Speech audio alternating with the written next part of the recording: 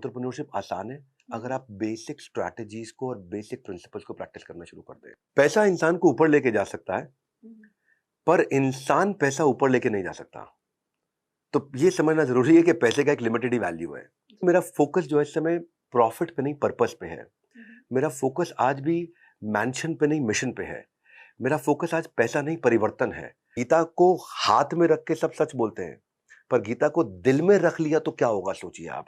गीता को लाल कपड़े में लपेट के सब रखते हैं, पर गीता को जीवन में उतार लिया तो सोचो क्या होगा। कैसे हम दुर्योधन की मेंटालिटी क्या है, अर्जुन की मेंटालिटी क्या है, धृतराष्ट्र क्या है, कृष्ण क्या उत्तर देते हैं, अर्जुन क्या पूछते हैं, अर्जुन डिस्टर्ब हो तो क्या, एक आदमी डिप्रेशन में हो तो क्या करना चाहिए, एंग्जाइटी में हो तो क्या करना चाहिए, रिश्ते कैसे चलाने, बिजनेस कैसे चलाना है, कॉर्पोरेट लाइफ, करियर प्रोग्रेशन, आपको भी क्या चाहिए, प्रमोशन चाहिए, आपको भी ग्रोथ चाहिए, तन्वी देवी कैसे मिलेगी। तो गीता में उसके आंसर कृष्ण ने दिए और किसी को मालूम नहीं, किसी ने सोचा नहीं, सब क्या लाल कपड़े में लपेट के प्रणाम करके चल पड़ते हैं। सब बड़ा बिजनेस का एक ही काम है, लोगों को एंटरप्रेन्योरशिप का एजुकेशन और एंटरप्रेन्योरशिप का एग्जीक्यूशन, यानी कि उनको बिजनेस करना सिखाना और उनके बिजनेस को बड़ा करना। सोशल मीडिया पे आपको ट्रैफिक मिलता है और रूल क्या है, जिसके पास जनता है उसकी दुनिया एकदम सुनता है। बहुत सारे ऐसे लोग हैं जो बिजनेस करने के बारे में सोचते हैं, या तो उनके दिमाग में कोई ना कोई आइडिया भी आता है, लेकिन कहीं ना कहीं उनके मन में हिचक रहती है, उन्हें घबराहट होती है कि क्या उनका जो बिजनेस आइडिया है वो सक्सेसफुल हो पाएगा, क्या वो आगे बढ़ पाएंगे। ऐसे में उन लोगों को आप क्या कहना चाहेंगे? उनके दिमाग में अगर कुछ क्लिक कर चुका गुड है तो क्वेश्चन। कैसे आगे बढ़े? 90% स्टार्टअप हमारे देश में पहले 5 साल में फेल हो जाते हैं। वो क्यों होते हैं? फंडामेंटल्स कमजोर हैं। तो पहले फंडामेंटल समझो। जिस समस्या का समाधान खोजा जा चुका है उसका समाधान नहीं खोजना, जिसका बाकी बचा है उसका खोजना है। मुद्दा क्या है? जो मुझको आता है, जो मुझको आता है मैं पेचकस घुमा रहा हूं, जो मुझको भाता है अपने दिल को छू रहा हूं, और जो बाजार चाहता है, कंज्यूमर की डिमांड। तो जो मुझको आता है, जो मुझको भाता है, जो बाजार चाहता है, जब इन तीनों का कॉम्बिनेशन बन जाता है इतना पैसा आता है संभाला नहीं जाता है। अपने आप से आप 4 सवाल पूछिए। पहला सवाल आपसे ये है कि जो भी आप काम करना चाहते हैं, अगर आपको उसके लिए पैसा ना दिया जाए तो भी क्या वो आप काम करेंगे? That's number 1। अगर इसका आंसर हाँ है तो दूसरा प्रश्न, जो आप काम करना चाहते हैं उस काम को करने से क्या आपके अंदर आपकी बेहतरी, बढ़ोतरी हो रही है?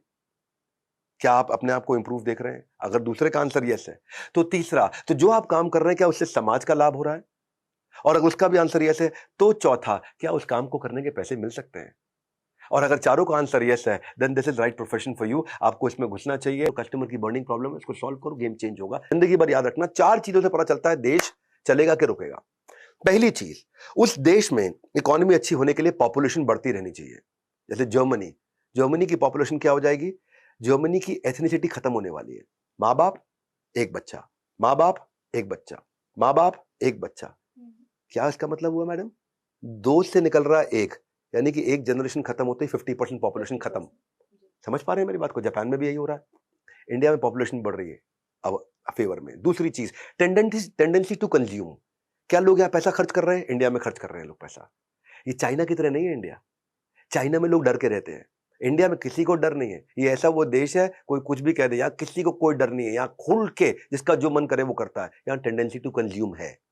तीसरी चीज, एंटरप्रेन्योरशिप। इंडिया में एंटरप्रेन्योरशिप हर गली नुक्कड़ में है, हर मोहल्ले में एंटरप्रेन्योरशिप है, जिसको देखो बिजनेस करना है अभी उसको। और चौथी चीज, इनोवेशन। इसमें मैं इंडिया को 1 में से आधा नंबर दूंगा।